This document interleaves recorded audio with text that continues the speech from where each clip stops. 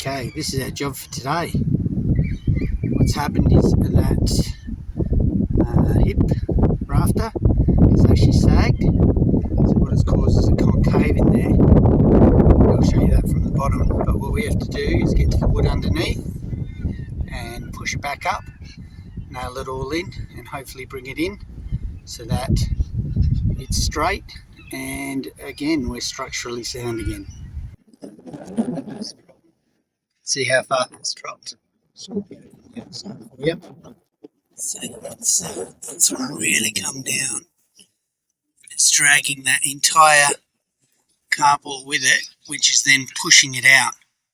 So we have to somehow, there is a weight. So let's see what we can get up to. Okay, just looking at the setup we've gone with. So what I've done is, first of all, I put some nails in that beam there, made sure it was all supported because that's at the right level. Now, on the bottom here, excuse the sun, I've put a little brace across the bottom of them and I've strutted to the centre beam there, but I've only used a clamp, okay, because I need it to be able to slide a little bit. Okay, so we've got a clamp there, you can see him, and I'll loosen that as we start lifting. Then with the strutted area, I've put 2 pieces of wood and I've got a car jack in there to lift it.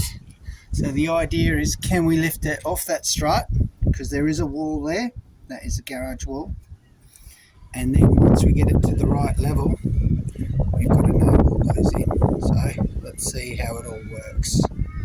Okay, so I am filming with one hand and cranking with the other, so that is going to give you an idea of how it works.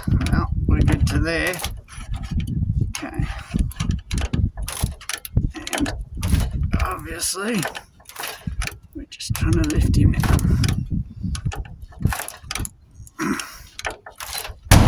Yep, there goes the clamp, so I'll re-clamp that. Alright, the clamp's back on. Obviously you have to be a little bit careful with it because as it lifts it's going to push it up, so there may be a stop from time to time just to check. So to start, I'm really working on this beam here to get it lifted, and then I've got to pull it in a touch. So as I've jacked up the roof, you can see that I've put on each side little blocks because the wood I was using was twisting a little bit. So I jack up one side, put blocks in, jack up the other side, put a block in, and then I'd move the jack until I got it to the correct height. And that's how I did it. I couldn't figure out any other way, and that just seemed like the simplest. But it worked pretty effectively, and we got it all to the right height. We've got it to the right height. Now we have to try and pull that right back so that it sits flush against there, so we can fasten him nice and tight so he won't drop again. Okay, so here we have the wood clamp, which is going to pull it all together. That's the theory behind it. Okay, so now what we're going to work on is we've got to get everything out of the way. So you can see there's that wood hitting. So I'll cut that so it gets out of the way and it allows everything to pull back. And we'll have to check down the bottom to make sure that nothing's stopping it as well. Okay, so with it fully clamped and pulling back, that's as close as I can get it. A couple of things, the ridges are all in place. That patio's been attached since, and just the way it's moved, the hardy flexors moved, so it's all propping it out. We can't seem to pull that back any further. So what I'm going to do, I got myself some nice big bugler head bolts. I'll put them through all of these. I'm going to extend these up, shoot them into here, and then I'm going to prop it properly across the bottom like that, and that'll hold it in place. It's not ideal, and I'll probably put some steel strap running across the top so it won't separate anymore. Okay, just quickly you can see what's happened.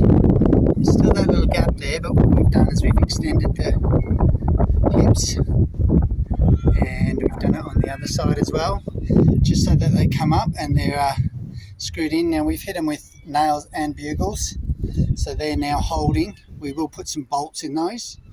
We'll probably put 3 bolts in each, just to make sure that they don't come apart.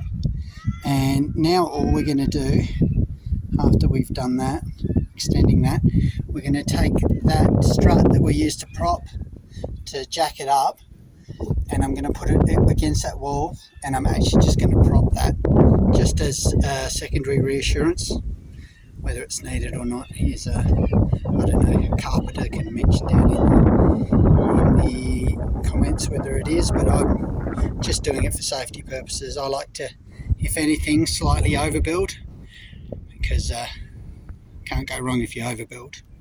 Alright, there's the strut. Got the strut there. It's purely just adding to holding that up. It should be fine. So now I'm just going to put the bolts in, tiles back on, and that's pretty much it. We'll have a look at it at the end. So there he is, all done. Now obviously a roof tiler will come along and point all that, make him level. It will continue to go up. Well, it'll look like it is because of the fact that all the pointing and that I've just put back to make it watertight, well, water resistant. I wouldn't have that go through a storm, but it's fixed and it's ready now.